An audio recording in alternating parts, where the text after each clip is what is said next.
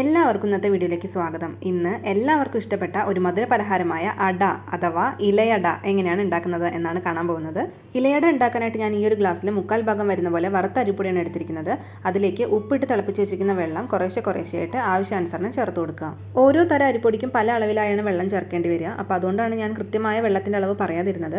എന്നാലും ഒരു ഏകദേശ കണക്ക് പറയുകയാണെങ്കിൽ 1 ഗ്ലാസ് അരിപ്പൊടി നമ്മൾ എടുക്കുകയാണെങ്കിൽ 1.5 - 2 ഗ്ലാസ് വെള്ളം നമ്മൾ തിളപ്പിച്ച് അടുത്ത് തന്നെ വെക്കുക. എന്നിട്ട് ആവശ്യാനുസരണം ചേർത്ത് കൊടുത്താൽ മതിയാവും. ഞാനിവിടെ അരിപ്പൊടിയിൽ ആവശ്യത്തിന് വെള്ളമൊക്കെ ചേർത്തിട്ട് ചൂടോടുകൂടി 5 മിനിറ്റ് അടച്ചു വെച്ചിട്ടുണ്ടായിരുന്നു. അതിനുശേഷം തുറന്നിട്ട് ഇതേപോലെ നന്നായിട്ടൊന്ന് കുഴച്ചെടുക്കുകയാണ്. വീണ്ടും 5 മിനിറ്റ് റെസ്റ്റ് ചെയ്യാൻ വെക്കണം. ഈ ഒരു സമയം കൊണ്ട് നാളികേരം ചിരവിയെടുക്കണം. അതേപോലെ അച്ചുവെല്ലാണെങ്കിൽ അതും നന്നായിട്ടൊന്ന് ചീവിയെടുക്കണം. എന്നിട്ട് അത് രണ്ടും കൂടി നന്നായിട്ടൊന്ന് മിക്സ് ചെയ്തെടുക്കുക. ഏലക്കാപ്പൊടി ഉണ്ടെങ്കിൽ നിങ്ങൾക്ക് ഇതിൻ്റെ കൂടെ ചേർത്ത് കൊടുക്കാവുന്നതാണ്. അട പരത്താനുള്ള ഇലയൊക്കെ നിരന്ന് കഴിഞ്ഞു. ഞാൻ കുറച്ച് വെള്ളം അടുത്ത് വെച്ചിട്ടുണ്ട് തൊട്ട് കുഴയ്ക്കാനായിട്ട്. പിന്നെ നമ്മൾ കുഴച്ച് വെച്ചിരുന്ന മാവിന്ന് കുറച്ച് മാവ് എടുത്തിട്ട് ഇതേപോലെ ഒന്ന് പരത്തി കൊടുക്കുകയാണ്. ഈ പരത്തി കൊടുക്കുന്നത് ഒരുപാട് തിന്നാവരുത്, അതേപോലെ ഒരുപാട് കട്ടിക്കും പരത്തി കൊടുക്കരുത്. ഒരു മീഡിയം സൈസിൽ പരത്തി കൊടുക്കാനായിട്ട് ശ്രദ്ധിക്കുക കേട്ടോ.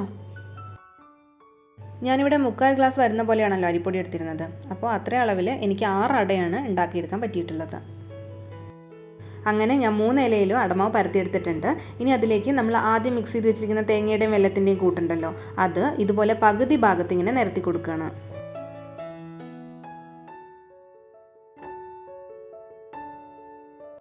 മൂന്ന് അടയിലും വെള്ളമൊക്കെ ഫില്ല് ചെയ്ത് വെച്ചിട്ടുണ്ട്. ഇനി ഞാൻ ഇതേപോലെ ഒന്ന് മടക്കിയെടുക്കുകയാണ്. ഈ ഒരു സമയം കൊണ്ട് ഞാനൊരു ഇഡ്ഡലി പാത്രത്തിൽ കുറച്ച് വെള്ളം തിളയ്ക്കാനായിട്ട് വെച്ചിട്ടുണ്ടായിരുന്നു. അത് ഇതേപോലെ വെട്ടി തിളയ്ക്കാൻ തുടങ്ങിയിട്ടുണ്ട്. ഇനി ഇതിലേക്ക് നമ്മൾ ഇലയടകളൊക്കെ വെച്ചിട്ട് 7 മുതൽ 8 മിനിറ്റ് വരെ ഒന്ന് ആവിയിൽ വേവിച്ചെടുക്കുക.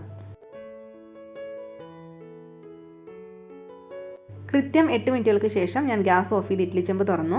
ഇലയടകളൊക്കെ മറ്റൊരു പാത്രത്തിലേക്ക് മാറ്റി. 2-3 മിനിറ്റുകൾക്ക് ശേഷം നമ്മളിത് അങ്ങനെ തുറക്കുകയാണെങ്കിൽ ഇലയിൽ ഒട്ടിപ്പിടിക്കാതെ തന്നെ കിട്ടും. ആ ചൂടോടുകൂടി നമ്മൾ തുറക്കുകയാണെങ്കിൽ ചിലപ്പോൾ ഇലയിൽ ഒട്ടിപ്പിടിക്കാനുള്ള ചാൻസ് ഉണ്ട്. അങ്ങനെ സ്വാദിഷ്ടമായിട്ടുള്ള നമ്മുടെ ഇലയട റെഡി. നിങ്ങളും ഇതുപോലെ ട്രൈ ചെയ്ത് നോക്കിയിട്ട് എങ്ങനെ ഉണ്ടായിരുന്നു എന്നുള്ളത് കമൻറ്റ് ബോക്സിൽ അറിയിക്കുക. അടുത്ത വീഡിയോയിൽ മറ്റൊരു റെസിപ്പിയുമായി കാണാം. എല്ലാവർക്കും നന്ദി.